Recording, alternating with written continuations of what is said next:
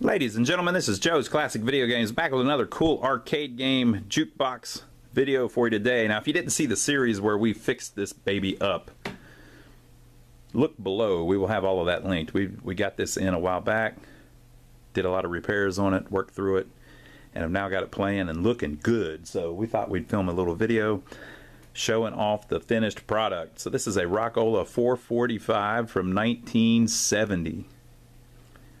I really like all of the rock-olas. They just, I just like them. That has a really unique look. The way, you know, most jukeboxes do by any company, but I really like the rock-olas. They're just cool. I like the way the mech works, and one of the first ones I ever had was a rock-ola, and I'm just a big fan of rock-olas, but I also like the other ones too. But this is certainly a cool one. This is, a lot of people refer to these as like princess models because they're a little smaller. There was actually a rock-ola princess model that was a specific cabinet, but a lot of people just generically call the smaller ones princess models. So you can see that it's not quite as tall as some of them, and it also only holds 100 selections. So that's 50 45 records, double-sided of course. So it's kind of a princess look to it, but it's a well, you know what, I didn't look up if this one had a name. Sometimes they named them, but it's the 445. I guess you can look that up. But it ended up pretty nice. It has this laminate on the side that's like a, I mean, it's wood, but it's thick. Here, I'll show you what I'm talking about. On the back, it's worn a little bit, so you can see that it's just like MDF, like a lot of them are. But it has a thick laminate on it that looks really nice, that wood grain. And it also has a wood grain T-molding that goes all the way around like an edge banding that also looks very nice. The top is metal and has the same faux wood grain finish. Looks cool to me, man. I love them like that. Here's the back with, of course, the rock-ola stenciling, and the door there. On one of the repair videos, we took that door off and messed around in the back a little bit. Here's the front. I'll turn the lights off here in a minute so you can see it better, but it's got these three stylish little panels up here, and then the light reflects down underneath them to where it has this blue carpet feature. And, you know, most jukeboxes have something similar to that. There's the cash door. You know what? I don't know if I've looked in there to see if there's any money. I might have to check that out, folks. Might have some quarters in it. Oh, you know what? This one, the coin mech had been removed, hadn't it?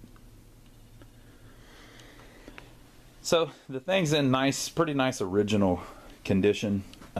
This up here would have been chromed. It's plastic, but it would have been like a chrome color, and some of that's missing, so it's starting to yellow a little bit, which is just the color of the plastic showing back through. It has a really it's 1971, so it has a really simple selection playing process where it just lights up with some light bulbs. It doesn't have an LED screen or anything, or an LED display. And on the 100 selection models, it just goes A through K. On the 200 selection models, it goes higher than that. I think it goes up to, I won't guess how far up it goes, but it, you know, there's more buttons. It has this little thing here with the design on it that's similar to the design on the things down here, but the whole purpose of that was it's the size of a record sleeve. So if like a really hot single came out and you had the record sleeve, you could take that little piece out and slide the record sleeve in there to show it off, like, you know, the new Led Zeppelin record or something. And then it says singles, for a quarter you get one, and for half a dollar you get three, right? And it says select any single record. The little light below it would say or any album. Now there's a little piece right here, that little long rectangular sliver there that you're seeing, that comes out on the bottom. I don't know what that would be for though. It must have been, I don't know what the purpose of that would be. Maybe you could change what it says there. Maybe you could put the name of the location there. I've seen where they did that for a while. And it says solid state stereophonic. Very cool. Well, I'll pop it open. We can look inside of it for a minute. So here's the inside. If you've watched the videos of us repairing it, you've seen all this 1,000 times already, because we went through it for, I think we did like an hour and a half worth of videos on it. So the selection system is down there at the bottom, which also is where the credit stuff is. Actually, that's not the... That's the credit unit, not the selection system. The selection system, I guess, would just comprise the keyboard assembly up at the top.